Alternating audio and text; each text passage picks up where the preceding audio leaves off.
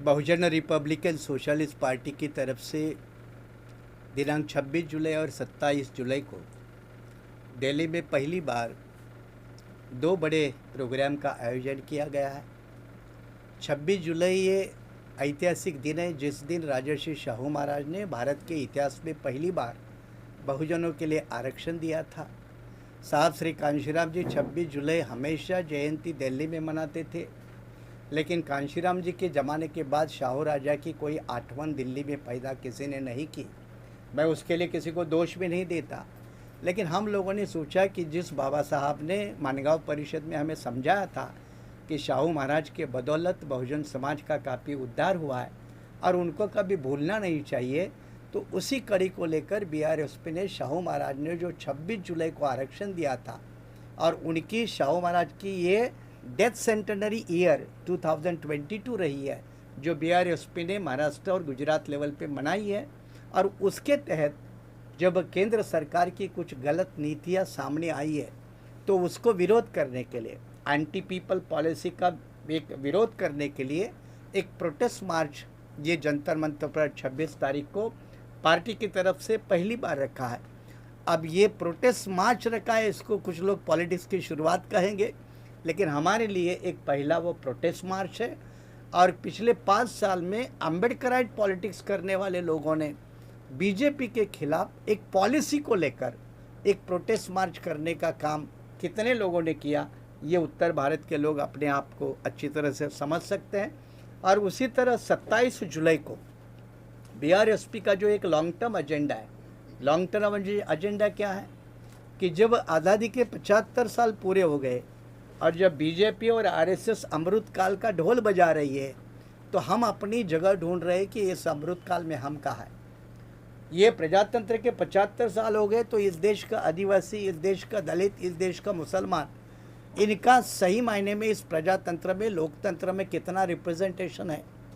18% रहने वाला माइनॉरिटी में 15% तबका रखने वाला मुसलमान 24 के ऊपर लोकसभा में अंदर नहीं है। और SC/ST के 131, 84 शेड्यूल कास्ट के, 47 शेड्यूल ट्राइब के ये मेंबर ऑफ पार्लियामेंट संसद के अंदर है, लेकिन क्या ये बाबा साहब के मुताबिक सही जनप्रतिनिधि है? क्या वो हमारे असली प्रतिनिधि है?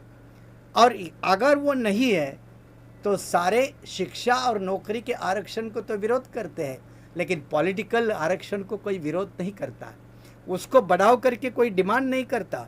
फिर भी वो देश में पिछले 75 साल से चल रहा है। सरकार कांग्रेस की हो, सरकार बीजेपी की हो, कोई मांग नहीं करता है, कोई उसको बंद करो ये भी नहीं कहता है।